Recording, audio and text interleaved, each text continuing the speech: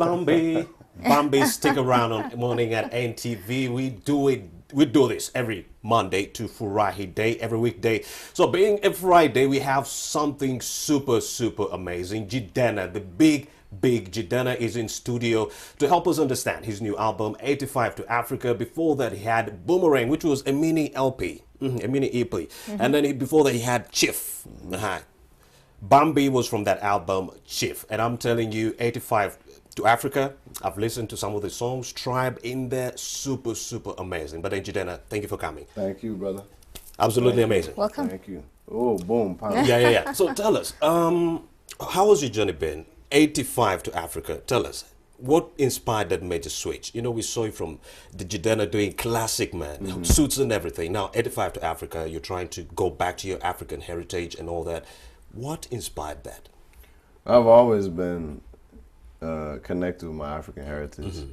You know, if you look at Bob Marley, his first songs, before everybody knew him, Bunny Wailer, and Peter Tosh were wearing suits. This is old Bob Marley. He had like clean cut hair, and he was always my favorite artist. And then you watched him evolve over time. He had the afro, then he had dreadlocks. That's because he was my artist. I wanted to always start with something that people wouldn't know. I had dreadlocks before I even had the classic man, but then I cut them. I went bald and then grew back my hair and made sure like I looked not like how I was inside. So I've always secretly been there. Even if you look at the classic man, I always had the ties were of African fabric, Ankara fabric. I would put little hints. Right. So it's not really about the look, but the music itself. It's about the music and the culture. And So tell us now about that. with 85 to Africa, the idea is in Atlanta, Georgia, in the States, there's a highway called the 85. When you take it to the airport, you can then go from Atlanta to a few cities in Africa on direct flight. So the idea is building a highway between the continent and the diaspora. Every other group has done it around the world, and once you do that, your trade increases the wealth of your country, which then will increase the wealth of the continent. Interesting. And so that's the idea. It's not a one-way ticket. So you've It's a helped us highway. understand why you're here in Africa, trying to showcase 85 to Africa. But then, help us understand life where you're coming from. Life where you're coming from. Growing up as a black man in a white majority country. What does that feel? Well, as soon as you become like 12 to 14 years old, you start really understanding it. One of the first things that'll happen is like your interactions with police, because you've grown a certain height. So in many cities, most black Americans have interacted with the police in some sort of hostile way, or we've received hostility. So it starts there, and then it moves on to different things. High school, colleges, getting a house. You're prevented simply because your shade is a little darker or a lot darker than the majority. But times are changing now, because you know we always have been fighting for justice for years. Right. I don't know if you're comfortable about getting into this, the mortgage story. Yeah. Oh yeah. Yes. Definitely. What exactly transpired? So we leased a house to record the album that you're hearing now in Atlanta, and we were paying the lease. The owner wasn't paying the mortgage. So one day we get knocks on the door, and there's like, actually in my bathroom door to my bedroom, and there's all these police lined up, and they're like, yeah, you're being evicted. I was like, what? Wow. Yeah. They're like, yeah, you're being evicted. And I found out that the owner just wasn't covering he wasn't transferring the money that we sent, and he was just pocketing it. So we got kicked out of the house in that day. And after that, I had to go on tour. I went on U.S. tour, and at the end of the U.S. tour, I had a mini African tour.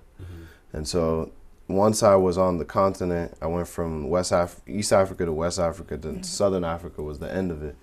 And I was like, you know what? I got nowhere to go. I'm just gonna stay chill. home. And I just lived for about 5 to 6 months. Right. And that's why the album became like this highway to Africa. But did you get to the bottom of it?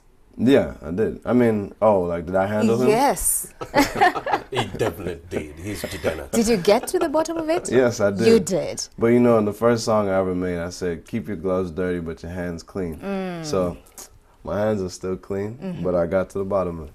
Awesome, Jidenna. So let's talk about 85 to Africa a bit. You're talking about accountability, something that I do like. You're also talking about environmental problems. As a conservationist, I was like, whoa, that is super major. So tell me about that. Conservationism, and then you also have accountability in there. What inspired that? I think that, well, let's take Lake Nalu Valley, for example, right? I know that by 2050, unfortunately, it's supposed to have too much trash and other things in it that will make all the life in there die, right? Of course, a lot of the people that care about the environment, some are not even from here. They come here and like, the safaris and the lake. To me, it's not, and then they leave, or they think the West should get involved to save, and I'm not with any of that. To me, it's all about us and our worth.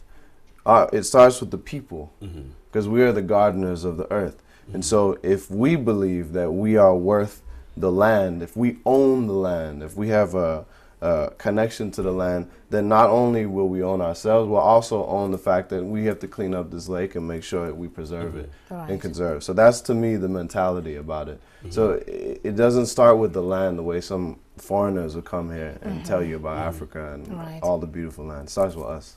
Speaking about that, you touched down in Uganda. And you've been to quite a number of, tourism spots right here. What's your take on that one, and how was the experience? Man, this is a beautiful, beautiful country, you know? Like, it's rare that I get to see the countryside before I get to see the city. So even though I landed in Entebbe, then, we went out, like I said, we went out on the lake. I just went to Murchison Falls, which is amazing. What was the traditional name of it? Is it Kabalega or something? Yeah, Kabalega, right? That was fantastic. I stayed at the Nile Safari Lodge, which was like, obviously I've never stayed on the River Nile. So like to be right on the Nile and enjoying it. Did you try any local food? Yeah, it was the plant matoke. And you said the G-nut sauce. Ground nuts. Yes, the ground nut sauce would be nice now. So that's the one. So what I'm getting from Jidenna as we continue with this interview, he did not come to Africa to just showcase his album. It's more like an activism venture. Like, let's go sensitize the people out there. What is really actually happening in Africa? Accountability, climate change problems, the poverty right there, all inculcated in one album. Yeah, well, the people know the poverty already. I think what I'm doing, especially what I show on socials and what I talk about, is everything in between. The middle classes that are slowly building, even the wealthy classes, they don't know that this even exists. Like, they really think it's just like villages, and they don't even know the variety of villages. You have some villages that are, quote unquote, more developed with infrastructure, some that are less, some that don't even want to. Because it's their choice, others that want electricity and whatnot. They don't know any of these nuances. All they know is despair, disease. They think everything's a civil war. So what I try to show is the humanity of the people and the fact that you can travel if you want to. Speaking of the people, can you get pidgin a little bit? I've heard you mimic your dad's voice. My dad didn't speak. My dad spoke. He spoke English more than pidgin. Yeah, more than pidgin. But you can clearly speak pidgin. But you can too. What's in the happen with yours now? Whitson, where's your stick? She did try. I did try. Yeah, You're the king of canes. Yeah. I have one in the hotel. Okay, you should have come with it. Yeah, I have a traditional one too. Madame, Mama Nike, this kind elderly woman in Lagos granted me like a traditional cane. It's all gold. It's flat. I didn't bring it though. Okay. Well, besides the your album 85 to Africa, you're also here to attend the A-Brands Style and Fashion Awards, which are going to be happening today, if I'm not mistaken, on the 13th of December. So tell us, what should we expect on this fun-packed day? I'm trying to figure out what to expect because a few of my favorite designers are in the building. Shout out to Oswald Boateng. I don't know if that was a secret, but shout my out, guys. We've been expecting him. Okay, good. Thank God. Yeah. But that's my guy. So I'm about to hang out with him there at the event. I can't wait to see the styles that are coming through on the carpet, on the runway. Will you be performing? Yes. Yes, All I'll do a short performance, and then we'll do a longer one tomorrow, or the next 2 days for Blankets and Wine. Hope you don't do us like R. Kelly. Dude came here 2 hours and was going back. People were still lining up to pay for their tickets, and then they were hearing R. Kelly is out of the country. You might be, actually, that's a blessing. You don't want R. Kelly to stay here too long. Ain't no telling what he would have done. That's what's our best on what he's grappling with in the courts. So Right. tell us, as we as we wrap up, Mr. Jidenna, tell us, have you planned any collabos with our artists, local artists in Uganda? Yeah, so one, I sampled an Eddie Kenzo song to make a little bit more. So that was like my first slight collaboration, more in sampling. So I've been talking with him. And who's the guy, Fick for Maker. Fick for Maker. Mwati. Yeah. I definitely want to link with him. And then the artist that does Party After Party. Yeah. He's killing it. Yeah, that song's big. That song's big in Lagos too. All right. Yeah. Jidenna, before we let you go, let's talk about business in the music scene. Yeah. How has it been for you, and what are some of those, strategies that you are able to employ to get to where you are at right now? We have quite a number of musicians in the country that they would like to borrow a leaf or two from you. I think the strategies that I've used are the same strategies any business should use. So that's, you find a hole in the market, you find what people are not doing, and then you do it. As long as you can offer it, right? So like when I first came out, my idea was like, what do people, when people look at hip hop, do they think class?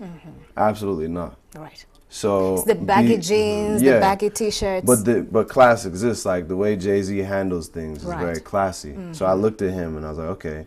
And at the time, Obama was still president.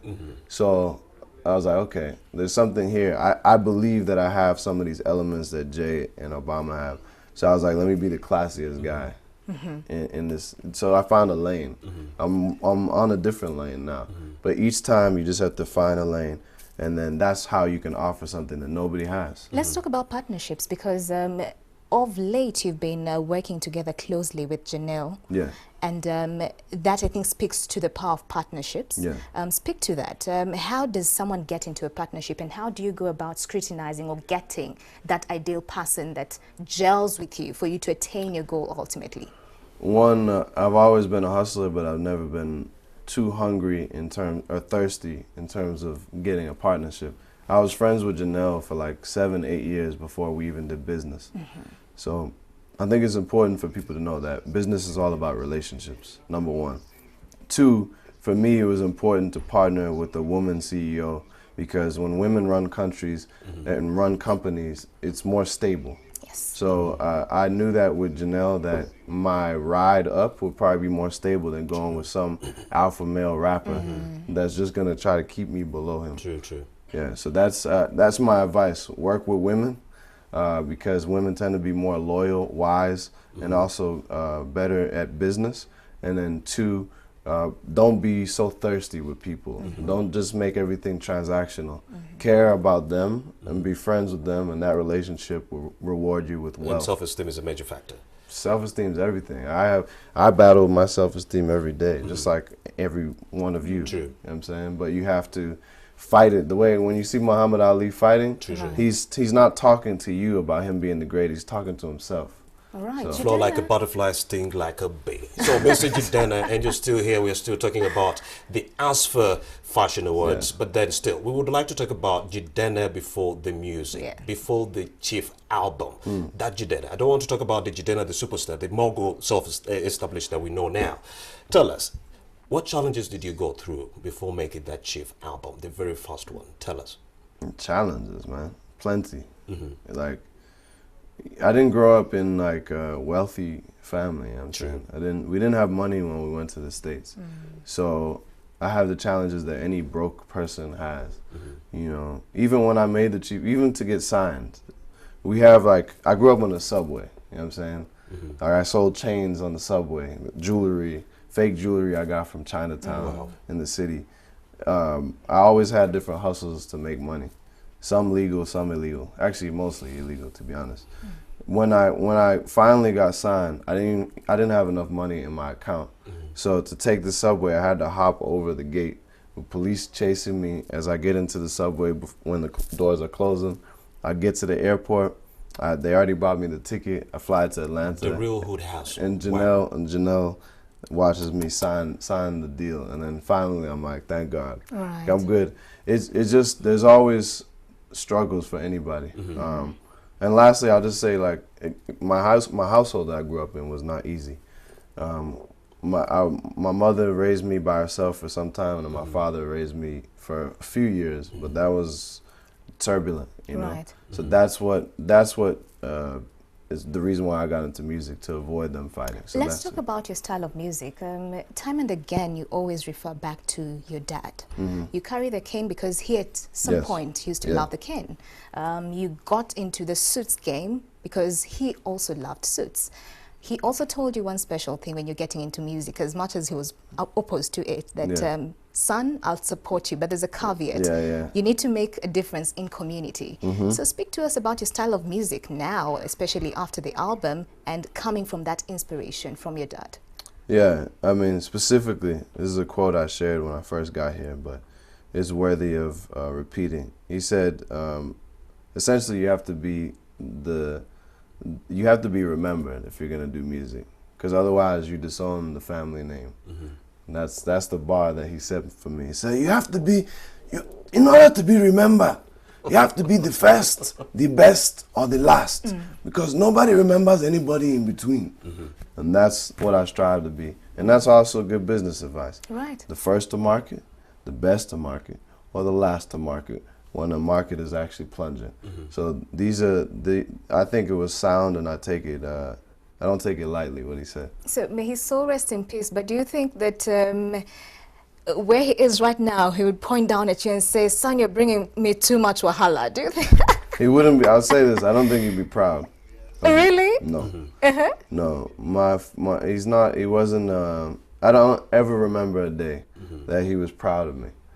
And and so for me, that, I don't know if I'm still striving to make him proud. I actually I don't think about it that way. I do know it's affected my mind to where I'm always striving for something higher, which is good and bad. Like, I don't take enough vacations, but luckily I can have like work holidays where I get to come here and enjoy what most people would enjoy on holiday while I'm still working. So Jidenna 101. He's live on NTV right here, morning at NTV. Who will be headlining on that is the ASFA Awards. That is Ebrian's Style and Fashion Award. So we have him here. So before we let him go, there's this pertinent question, Mr. Jidenna. What do you think of the future of African music? The future of African music is just like the history of African music. It has always been used around the entire world. We were the originators. And then when recorded music history happened, and even America's boom with that, it was based on the songs of African Americans who were basing it on African music. And then that became the pop music in America, broadcasted around the world. Now Africa has the music that's also being broadcast from this side. So you take the black people in the diaspora, black people in the continent, we run music around the world now, and we will run it forever. All right, thank you so much, Jidenna, Hey, for coming high through. five. Thank you for having me all the time, bro. Yes. We'll Awesome. leave you with his music. Enjoy.